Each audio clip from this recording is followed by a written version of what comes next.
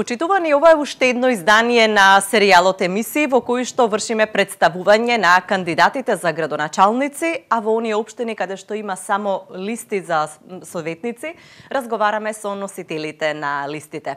Така и овој пат разговараме со носителот на листата во општина Богданци на Левица, Михаил Тодоров. Добре дојдовте, драго ми е што сте дел од ова кусо представување во кој што ќе имаме можност да слушнаме кои сте вие, кои се вашите мотиви и програмата со која што би настапувале на овие локални избори. Кој е Михаил? Прво да ви се заблагодарам за поканата. Мило ми е што присуствува и што ме поканивте. Михаил Тодоров е пред се другар. Спортист, влюбеник во културата, борец за социјална и економска правда.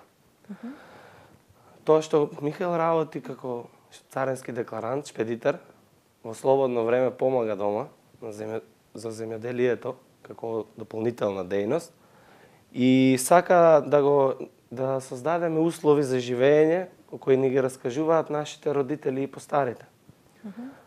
Живот во солидарност, живот во другарство, еднаквост и меѓусебна доверба меѓу народот.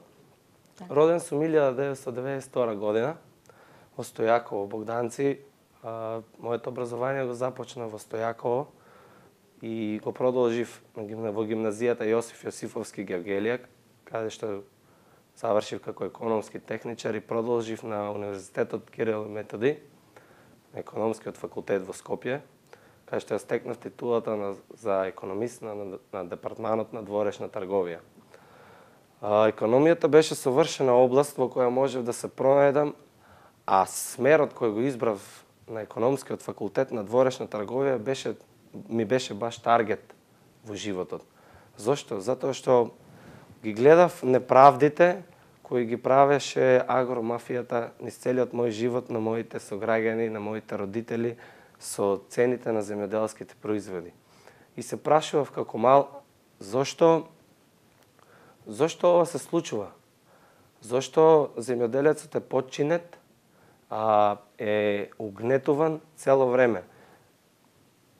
Размислував и се одлучив за смерот на дворешната трговија, бидејќи еден ден замислив дека јас ќе бидам дел заедно со нив, да ги извеземе нашите производи и нашиот труд да биде платен. Работев за време на студиите, како што знаат моите другари и најблиски, бидејќи во нашата држава е многу тешко да се опстане и да се студира дете во Скопје во тоа време 2011 до 2015 година, каде што платите беа по 11.000 денари, а јас во семејството имав еден вработен на минимална плата. Со повеќе од 5 години искуство во транспортот и на дворешната трговија, знам сите овие цели како ќе ги оствариме и низ целиот живот како дополнителна работа што ја работам во земјоделието, мислам дека нашиот крај повторно треба да заживее и земјоделците да бидат ценети. Кажи ми, кои се приоритетите за кои што, доколку влезете во Советот, би се залагале како идни советници во општина Богданци?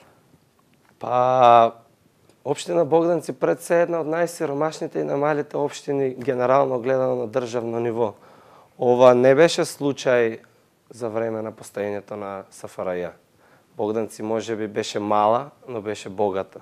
Во Богданци постоеа МЛАС, гигантот, најголемото транспортно предпријатие на Југославија, Изворски, Југоплот и Винојуг, земјоделските комбинати. Приоритетите на општина Богданци почнуваат и задираат уште 30 години наназад. Во Богданци немаме урбанистички план. Од времето на Југославија. Како ќе развиваме ние една општина, доколку немаме урбанистички план? Ова е основа за економски раст и развој и за секоја општина представува еден од приоритетите. За да развиваме индустрија, за да развиваме земјоделие, за да развиваме туризам, ние мора подитно да донесеме детален урбанистички план за секоја педа земја во општината. Како приоритет за Богданци, Би го напоменал и регионалниот пат Р1109 Богданци Гевгелија. Ова е крвотокот на Богданци. Без овој пат, без рехабилитација или реконструкција на овој пат, Богданци не може да се развива. Ова ќе го бараме, за ова ќе бараме одговор досега, бидејќи 20 години се прави, а ништо не е направено. Зошто е ова така и зошто Богданци не може да се развива? Нам ни треба како општина и на многу општини во Македонија, а буквално и на нашата држава, република, стратегија како за локален економски развој, така и стратегија на државно ниво за економски развој. Моje мислење како млад човек е, ние не само што не знаеме кај тераме како држава, што е запрепастувачки, ние како општина буквално немаме ни стратегија за локален економски развој, ни акционен план за економски развој, ниту тоа е створено, не е направено за идните 10, 20, 50 години, да се види кои се предностите на општината, на каде треба да се развива, нели, и сите тие работи. Друг од проектите кои сакам да ги напоменам за Богданци, баш тука се врти целата наша програма, земјоделието, туризмот, дел од инфраструктурата, развојот. Ова се според нашите истражувања, таму треба да ја бараме нашата иднина, значи нашето подобро утро, нашиот раст и развој. Планираме Палјорци како спортско-рекреативен и туристички центар.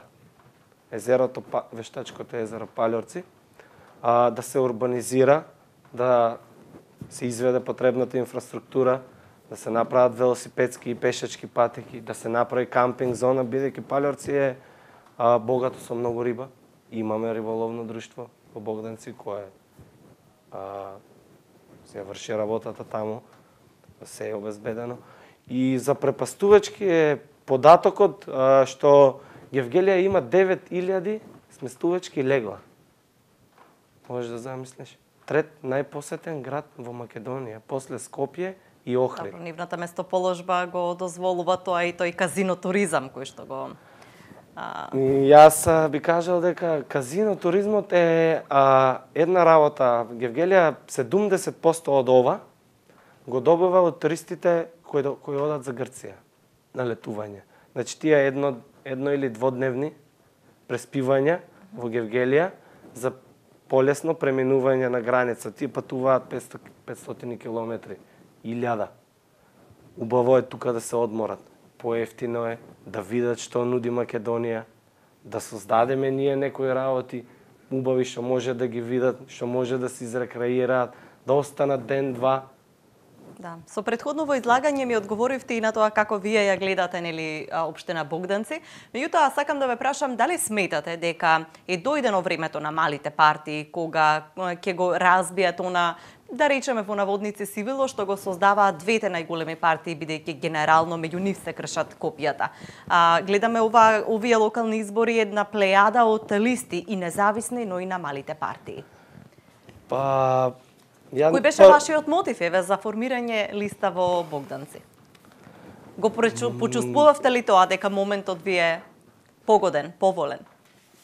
Значи, моментот е поволен, буквално. Нам не ни се битни другите противници. Пред се.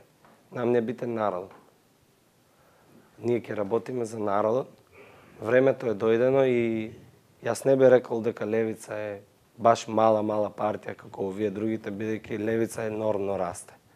Буквално левица настапи 2017 со 11 советнички листи, а веќе оваа година има над 40. Буквално е проширена низ целата земја. Зошто левица? Јас би кажал дека мислам дека времето на СДСМ и ВМРО-ДПМН е завршено. Кој не верува во ова, нека поднеледне 30 на години, се што е ветувано, дали е остварено, и ако мисли дека не е завршено нивното време, тогаш треба да заврши, искрено. Да се подсетат за овие 30 години, се што се случуваше наизменечно менувајќи на власт и што добро донесува овие две партии. Левица е потреба на македонскиот народ, а македонскиот народ е потребен на левица да го одведе на вистинскиот пат, на патот на правдата и економскиот развој, на патот на стопирање на корупцијата и криминалите.